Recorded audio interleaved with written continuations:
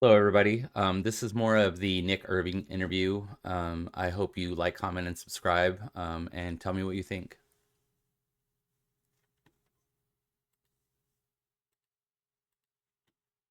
A lot of killing. A lot of killing. Now is that task force post house call we going down? I was there for that. Oh, you were there for Yeah, that. yeah. I was on that task force as well. Yeah. Ooh. I was a So you Akari. you were Yeah. hunting Azakari. Yeah, yeah. Wow. I still have the little they dropped these pamphlets or little pieces of paper in that town before we had actually captured him. And then we have the picture of him where his head is, Yeah. looking like that, but Yeah, looking like that. Is that competitive a little bit? Like, is that where that's coming from? probably, yeah, yeah, I can Like, see I'll that. show you, old man. That's exactly what it is. Yeah, a lot of that, a lot of that. And Hmm. yeah, like the first time I ever killed someone, that next day I had told him about it. And he's like, don't talk about that. Not on the phone, at least. Wow. So just never talked about it again Jeez. after that. He didn't find out until I left the Army and he started to hear stuff and see stuff online or whatever. Oh, your other what came later? He didn't know about that at all. No idea. I stopped talking about Oh. killing altogether with my family. My wife didn't know until after I got out. Well, It's tough. it was that last deployment. One of my team guys was we were talking and she overheard some stuff and yeah, and she was like, "What the hell are you talking about?" That's Oh, how she shit. found out. But Right. there's only been one deployment I haven't killed someone, and that was Wow. a trip to Afghanistan Crazy. with SEAL Team 6. But And just- that was later. That was yeah, that was like 08. 08? Yeah, yeah. Got it. All right, so you do another one in Iraq after that. Similar to- kind of op tempo. I went to Ranger School, then to Baghdad. That op tempo was really low, like not slow. It was fun. We got a chance to work with the SEALs and use their boats. I forget what their boat is called, but we would ride up and down the river, dismount off the river. It was like almost like Vietnam a little bit, just like a small. I'm not, wasn't it Vietnam, but it felt like Vietnam.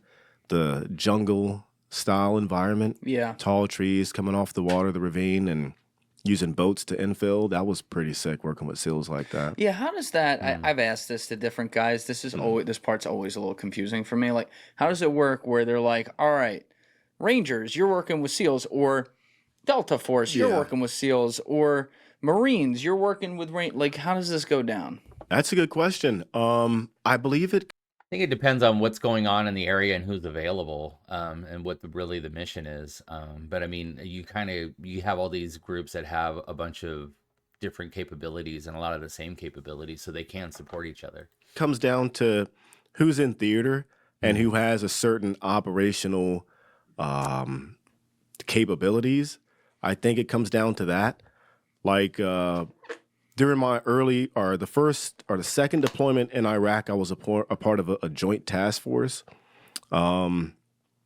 Not sure if the name is known yet, but it was a joint task force where it was us, SEAL Team 6, Delta Force, some SAS guys, and some CIA guys. Wow. And it was a pretty cool task force. It's like the Avengers team right there. It was literally like that. The stuff we were doing was really, really neat. Really neat. What kind of stuff? Just straight taking it to them. A lot of killing. A lot of killing. Now Wow. is that task force Crazy. post house call we going down? I was there for that. Oh, you were there for yeah, that? Yeah, I was on that task force as well. Yeah, Ooh. I was a So Akari. you were hunting Azakari. Yeah, yeah. I still have the little. They dropped these pamphlets or little pieces of paper in that town before we had actually captured him, and then we have the picture of him where his head is, Yeah. looking like that. But Can't show that one on screen, but people Google it at home. yeah, I was there for that. Pretty and I was there disfigured, yeah. for.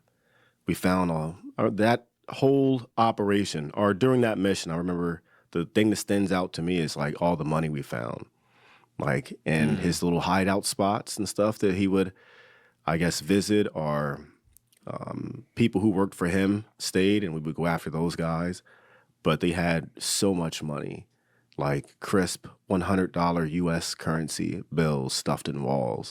That's really weird to have crisp new bills. How did they get them? And how did they get them so new if it's not counterfeit? But I doubt it. I mean, that's really strange. You know what I mean? And with all these CIA people, I mean, I hear stories about people guarding poppy seed fields and shit like that. So some really weird shit goes on in these situations. I believe it. Yeah. You ever hear about like the biggest robbery in world history that happened at the Yes. beginning of the war? The gold in Iraq So or a like bank. Saddam's sons went to like the Bank of Baghdad. I don't know if it was his sons, but they noticed that like billions of dollars were taken out of this bank, like right when they were getting hit. Like a day into the war, and just took like $1 billion. Jeez. Said, I think it "See was ya." more than that. Jeez, no. It was like Yeah. 10. Well, I mean, the money that just there's floats some- around. Yep. I have not come across a terrorist that has not had like a crisp $100 bill on them. Weird. They hate America, What but is they that? do love our Yep. greenbacks. Yep. Yeah. That part's interesting to me. Isn't it? Yeah. Then you wonder And how do they get them? You know, how is this all getting there? You know? Right. Yeah. In remote caves. So Remote caves. Yeah. Oh, Yeah. yeah. We're, In the middle of nowhere. Yeah. How? So that task force, that Zakari task force, this is like 05, 06. You're on that, right? yeah. Wait, is that the one that was like Team Avengers? Or that was Both later? of them. I was on 2 task force. Yeah. So Because this is, I mean, obviously, like the CIA was like the brain unit of trying to hunt this guy. So are Yeah. you directly interfacing with people from there on intelligence as far as like where these houses are before you hit them? yeah, they would supply all the information, all the intel. Like we're not. And if I ever came across a CIA guy, like for the majority of the time, I had no idea they were even with the agency or anything. I just thought they were some cool army guy with That's a how beard. they like it. Yeah, I had Oh, no God. idea who these guys were, and that's how it was for a lot of the operations. Like you would know the Delta guys; they would either stay with us or they had no issue saying who they were with. But they wouldn't say, "Hi, I'm Delta Force." They would say, "You know, I'm with the unit" or something like that. But yeah, they were cool guys, and they would recruit from us like every deployment. So They would recruit from you? yeah, from the Ranger Oh, battalions. to get, right. Yeah, New to ones, get yeah. new guys. The agency guys, they were spooky. Like you don't know who you're really dealing Right. with or anything like that. It was just spooky dudes. Sounds And about- especially being that age that I was, it was hard to, you're working with some cool guys, but you don't know who's who. You know. Do you have a concept at all of like the geopolitical implications of what's going on? And the reason I ask that is because you're getting there when shit has hit the fan. The whole like separating out the Ba'ath Party backfired.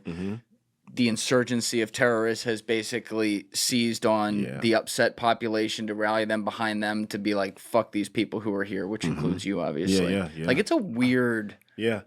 time. Do you have any grasp of that, or are you just so focused on like, all right, what's the next mission? Here's what we got to do. All right, great, let's That's do it. it. Yeah. Just what's the next mission? And every day, sometimes 2 or 3 missions a day. But that's my only focus. I guess after one particular mission, we had taken down a high value target. And I remember sitting in the chow hall and seeing the mission we had just accomplished, like on the news. I think that was like the most I've ever been like, holy shit, we're doing some pretty impactful stuff. And Crazy. they didn't say who did it. They did. They said it was Iraqi special forces or something. But I was like, man, that was pretty neat to be a part of missions like that where your name or your unit does not get mentioned. It gets passed off to somebody else. That was pretty cool. Thank you for watching the video. Yeah, thanks for watching this video as well.